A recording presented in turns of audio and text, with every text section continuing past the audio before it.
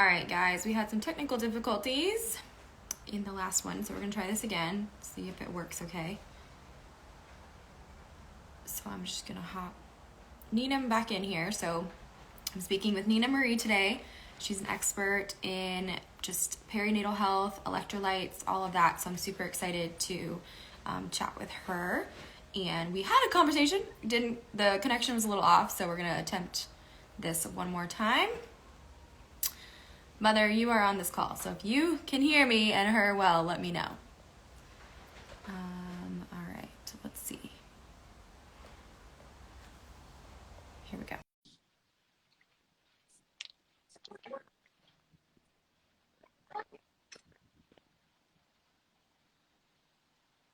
Dang Instagram and their technology today.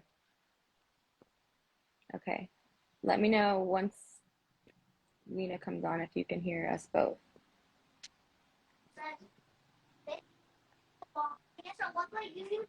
You guys, quiet, please. Can you hear me okay? All right, I think so. I've moved to my kitchen, so we might have some background noise with my kiddos. That's okay. Totally chill. Okay, I do hear you more clearly, so we'll hope that this works. I'm so sorry about that. No worries. Technology. Right? I know, of course. Anyways, so if you want to just do a quick brief of what you did mention in the last section about just an introduction, your journey, go Boy, for it. got it. So I got pregnant, didn't know anything about sustaining pregnancy that was healthy for pregnant. Took some classes for labor and delivery, so starting during that time, introduced to the brewer's diet. From there, after giving birth, I loved birth so much that I became a labor doula. Eventually, because I kept having kids, I became a postpartum doula and was working overnight to help parents recover from all of the things during labor and delivery. But I did get a lot of clients regarding food, what choices they should be making, and my training as a labor postpartum doula and even lactation educator was not sufficient. It was lacking, so that's where I pursued nutrition training. I went through NTA, I went through RWS, and I just finished a traditional naturopathic doctor. I love that. Perfect. Yeah, Okay, we got the gist. So in particular with minerals, how did you kind of become, connected to that? yeah. So after going through all of the RWS stuff, a lot of the tests with clients were pretty. Um, I re- I loved going through the NTA and I loved all of the forms and questionnaires that they gave us. I felt like it was a little bit too subjective for my personality personally. Um, I also wanted data that my clients could see over time that was objective. And so I found a few different kinds of trainings for HMA. And I pursued that because I knew it was an expensive option for clients. And it has truly like changed a lot of parents' lives, especially for pregnancy and preparing for pregnancy, make sure their body has what it needs. Before this, I focused a lot on postpartum recovery because there's so much depletion of nutrients during pregnancy, even and then if you're also breastfeeding, that I wanted to help support during that time, and I'm now tiptoeing my way backward into fertility to try to prevent that nutrient depletion ahead of time um, during pregnancy. No, I think that's awesome. I think a lot of women are slowly, especially from the birth control world, getting off and instantly going into trying to get pregnant, and they're not even thinking critically. Not that it's their fault, they just don't know that there's a lot of foundational stuff they could do to support their journey and, postpartum and everything. So I think that the mineral piece is so cool. So to kind of dive into that a little bit, what would you say are I think the world of minerals is just, very new to a lot of people. So Mm-hmm. kind of breaking down what they are, what they do, why they're important, those kinds of things. There's a lot of minerals. There are macro minerals, there are micro. All of them they're a part of a family of nutrients called micronutrients. So that would be vitamins and minerals. We need them in smaller quantities in comparison to things like protein, fat, or carbohydrates. But they're very essential. They are the things that help other things function. So there are specific organs that have an affinity with different kinds of minerals. So we know the thyroid has a connection to iodine, pituitary gland has a connection to manganese, etc. Magnesium is called the heart mineral, things like that. So there's an affinity that allows for different functions to occur. And without them, function becomes impaired or just doesn't work at all. Um, so that would be a quick overview on why minerals are important. They make everything go. They allow for hormones to function as they should. They help support enzymes to work as they should. And um, all of these things are invisible to us, but necessary for life. We are dependent for life. Do you feel like the average person, the average person probably is like, well, I eat a nutrient dense diet. I'm getting all my minerals from there. Do you feel like the average person doesn't these days, even with that, considering the soil and all the things that we're dealing with? Yeah, so there's definitely a need, whether you are someone who is eating a standard American diet or someone who is in tune and counts and tracks all of the things for various reasons. You mentioned soil, so there has been a depletion of nutrients in our soil over time. It means that that diminishes the amount of nutrients our food can actually provide. So we're going to have to eat more food, a lot more food, in order to have enough minerals or to have minerals level as our weight less. So that's one reason why we need to pay attention. Another reason is depending on your illness, that's also going to deplete minerals. Your stress level will deplete minerals. Whether you are active and exercise, that's going to deplete minerals, specifically electrolytes, things like that. So there are different factors that can expend minerals, and they're supposed to be spent. That's what they're there for. But we need to ensure that we have adequate repletion of those minerals in order for those different types of functions to continue to work optimally. And then a quick thing, we often pay attention to the daily allowance, and Hmm. that's a level that is supportive of optimal health. That is just the bare minimum to try to prevent disease. And so we have a lot of people who are like, I'm not at this place where I have this big diagnosis, but I still don't feel. Oftentimes there's a depletion of many things, minerals included. And so, yes, it's great to hit the RDA, but that's not enough. We need to go above and beyond. Not all. Absolutely. Yeah, no, I think that's the most interesting. I recently started doing the HTMA as well, and it's so crazy. People are like, I still don't feel great. And it's, well, yeah, you might have enough somewhere in your body, but it's not getting where it needs to go. So no wonder you feel these things. Um, so that's really interesting. We also only pay attention or know of a few of them. No one's really thinking about chromium Right. or like that. And those are important and have uh, big roles, specifically in perinatal health, since I work with women in that time. They affect everything from your ability to actually conceive or produce a healthy enough egg for conception, all the way to potential postpartum preeclampsia or what you're passing on through your breast milk, things of that nature. That's so crazy. So can you walk through kind of like your top 4 or 5, that women in that stage of life would, let's just say, really trying out to conceive and starting that process? What would you say they should prioritize to kind of look at?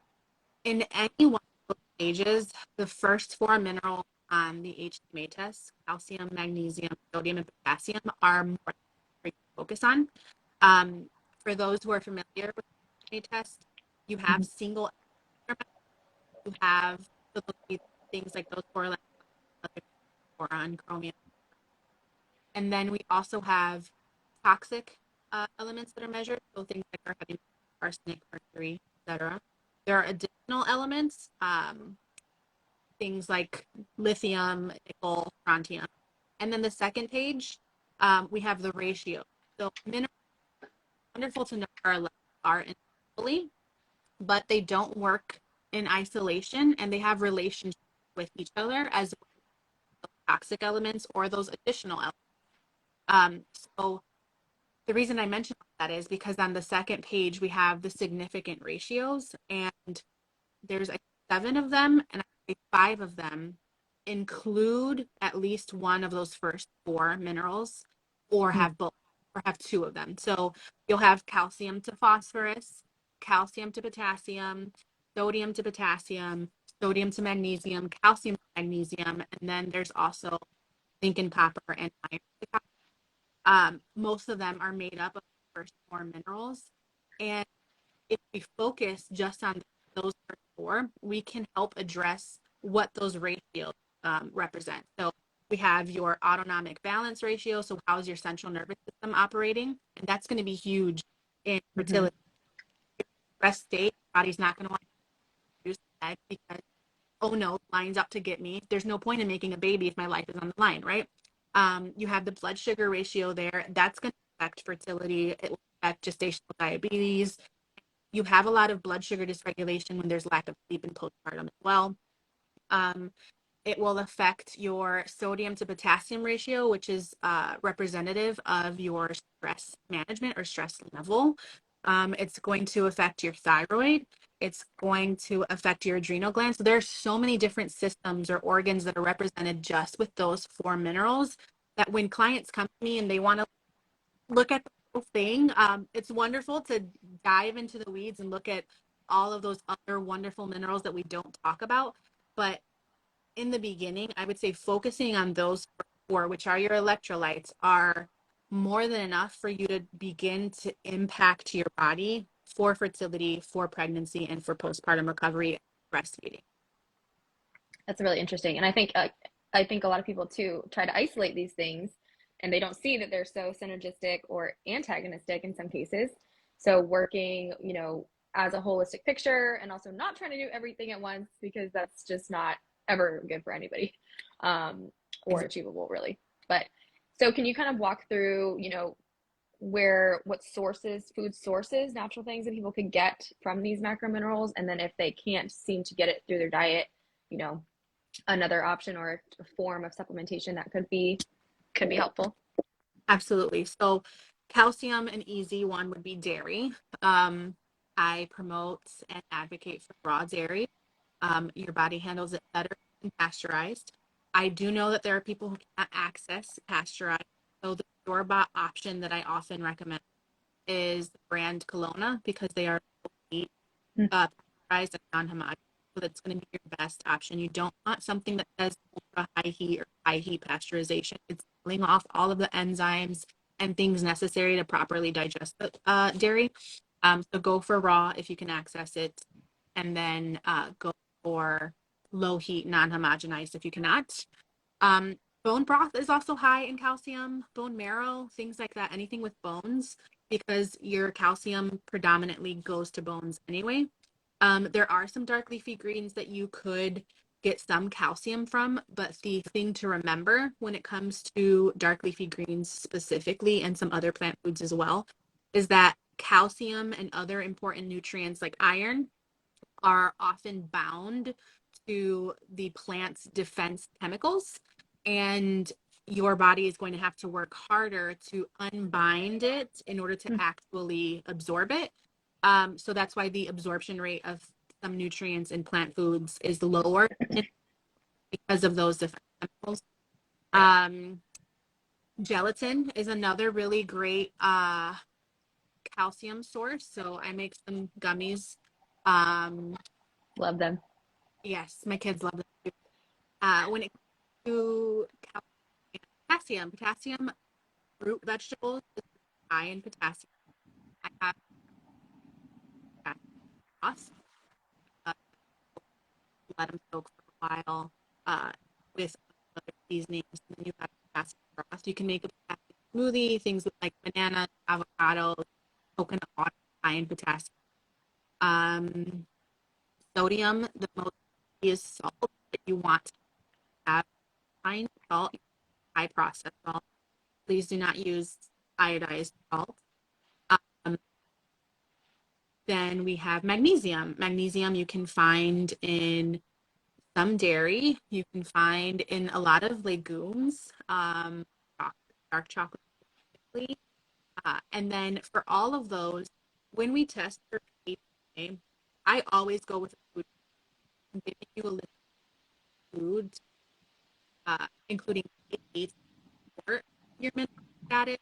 I may ask you to reduce some foods, so proper processed food that or nutrients have to uh, have a lot of proper toxicity happen. Um, but we're focusing on food more than we are what to eliminate, so that we have mindfulness. Um, Hmm.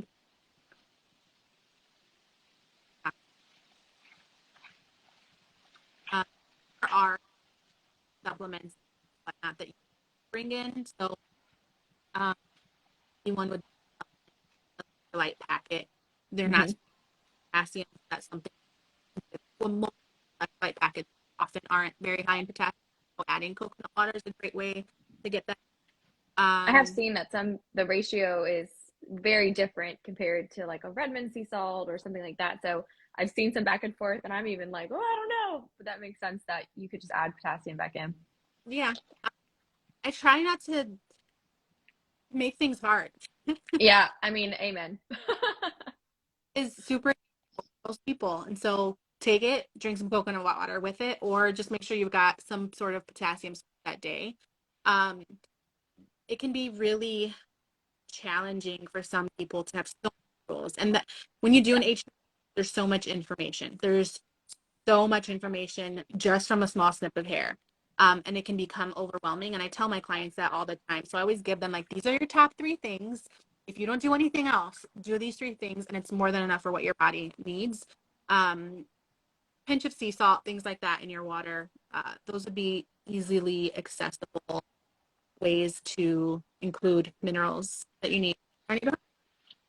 No, I love that. Yeah, I think that again, there's so much you can dive into, and all the different ratios, are different processes of the body, so people can go all day long. But do you feel like most people who do incorporate just minerals in general, let's just say if they've never even really thought to do that as much, even if they eat a whole foods diet, but they haven't necessarily had the most mineral rich foods, do you feel like people and women tend to see success on their fertility journey when that happens?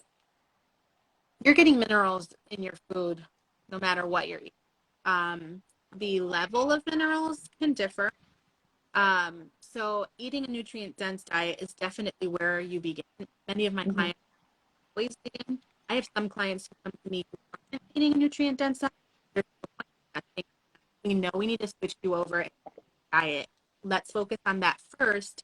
Do that for a few months, and then we'll go ahead and test, because we know that you're going to be depleted. And what's the point of studying Right. to tell us information we already know? Um, so yes, you need to be eating a nutrient dense diet. Definitely going to be beneficial. I would start there. If you're not there, don't waste your money on any testing, because the first step that you're going to be given is to change your diet anyway. Right. No, that makes sense. Do you feel like there's women who also do eat really, really well, but then their mineral levels are still super low? Yes, actually. So I have a few clients. Most of my clients, I should say, are all women who eat well, who have worked with a ton of other practitioners. I see a lot of four lows, and four lows is a pattern where calcium, magnesium, sodium are all too low. They're not even in the range of normal. Um, I see a lot of really, really high levels, and on an HTMA test, we have to remember that because this is the hair sample, this is the measurement that is being excreted from the body. And so when we see very high levels of a mineral, we're seeing it most of the time as a loss. And Mm. so magnesium levels could be through the roof, and you might think that you have too much magnesium. My son here. It's totally fine. Coming to say hey. Yeah, it is my friend, sweetheart. Hi. So, thank you. Um, so we see these high mineral levels. It's actually a loss because it's being lost through your hair. Um, Many times I'm seeing magnesium as the biggest loss, and potassium is either at a high rate of loss or it's so low that it barely makes it onto the bar graph. And again, that goes back to the point that there are so many different factors in what is causing your body to use any of those minerals as currency, essentially. It's pretty much. I like to explain it as to my clients. So you have this store of potassium, and your shelves are bare, essentially. Or you have a store of calcium and it's in the wrong place. It's sitting over there in potassium store or whatever it might be. And so oftentimes calcium is displaced. Again, it's supposed to be predominantly in our bones or in our teeth, some in our ligaments, some in our muscles, some in our bloodstream, very little. And oftentimes they're very, very high levels. And why do we have calcium in our teeth? So there's often great imbalance, even if are Do you feel like work like I think the absorption, is it where a simple malabsorption issue at that point typically where people just need to kind of work on stomach acid production and that kind of thing? Or do you feel like they still need to change their diet more or, incorporate way more minerals even still? it could be either one. So I'm thinking of a client where we ran several different tests. There was Hmm. HTM blood work, she had a Dutch, she had a GI map, she had all, and everything went back to absorption. It was Hmm. absorption. She was doing all of the right things, taking all of the light supplements, doing the adrenal cocktails, working stress management, walking, etc. And she still had these imbalances. It boiled down to, okay, we have to work on your absorption. Focus on stomach acid. Let's focus on digestive enzymes. Let's focus on fat digestion, and just stay there for a while. Instead of adding in 50 million different things, absorption is where we need to hone in on. I have another client who eats predominantly animal-based diet, Hmm. and I got her results back, and I'm gonna have to tell her, I'm sorry, but we need a lot of plant foods right now. Like your body is in dire need of them. So I'm not sure how that conversation will go, but was very, very strict with how she eats. She does not eat anything that is unhealthy.